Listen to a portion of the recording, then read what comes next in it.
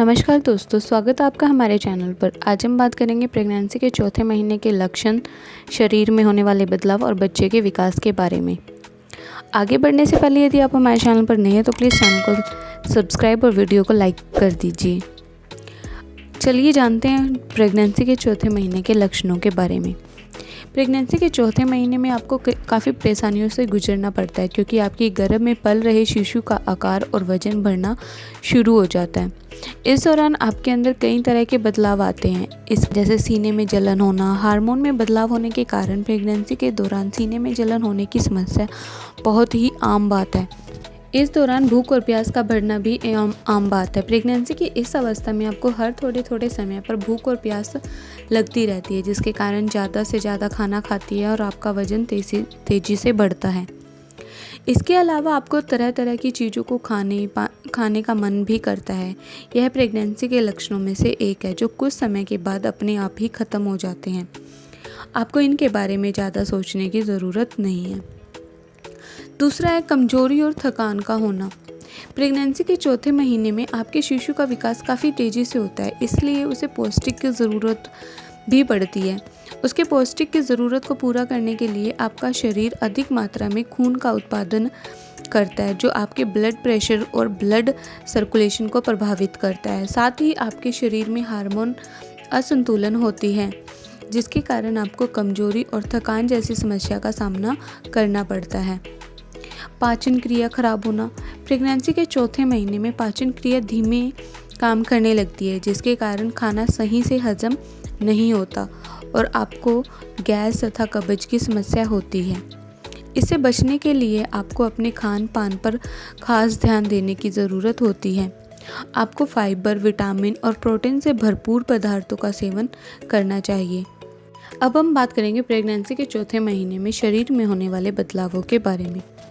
Pregnancy के चौथे महीने में महिला के शरीर के अंदर और बाहर दोनों तरफ बदलाव होते हैं। इस दौरान आपके शिशु का विकास शुरू हो जाता है और आप मां बनने की तरफ और आगे बढ़ती हैं। आपके शरीर में बहुत तरह के बदलाव आने निश्चित है, क्योंकि आपके शिशु को पौष्टिक की ज़रूरत पड़ती है, जिसकी पूर्ति करने के लिए आपका शरीर अधिक मात्रा में खून बनाता है, जिससे आपका ब्लड शुगर और ब्लड प्रेशर पर प्रभाव पड़ता है। इसके अलावा आपके शरीर में हार्मोन में भी असंतुलन होता है।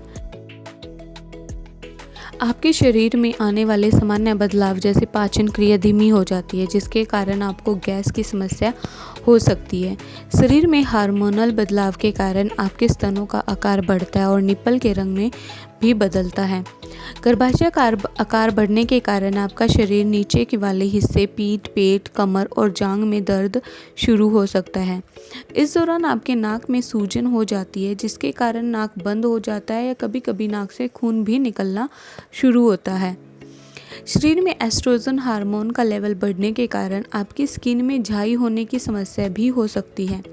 इससे बचने के लिए आप अपने डॉक्टर से किसी सनस्क्रीन का सुझाव लेकर उसको इस्तेमाल कर सकती हैं। शिशु का आकार और वजन बढ़ने के कारण मूत्राशय और मूत्र मार्ग में प्रेशर बढ़ता है, जिसकी वजह से आपको बार बार पेशाब लगने और पेशाब लीकेज होने की समस्या हो सकती है। कई बार टिश्यूज़ में सूजन होने के कारण आपके हाथों में झंझनाहट की समस्या भी हो जाती है और शरीर में ज़्यादा खून की वजह से नसों पर प्रेशर पड़ना और वेरिकोज वेन्स की समस्या होना भी आम बात है।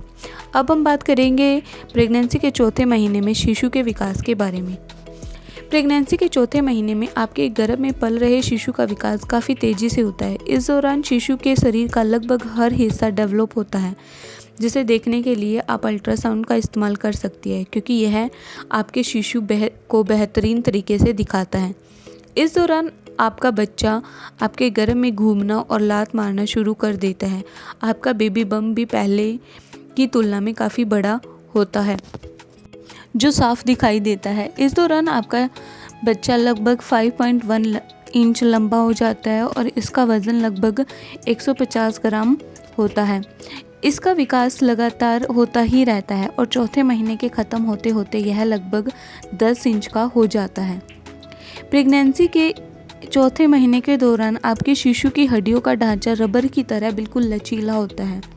इसकी स्किन पारदर्शी होती है और जिसके आर पार नसें साफ दिखाई देती हैं और शरीर पर स्किन की एक परत तैयार हो जाती है जिसे लानुंगा के नाम से भी जाना जाता है।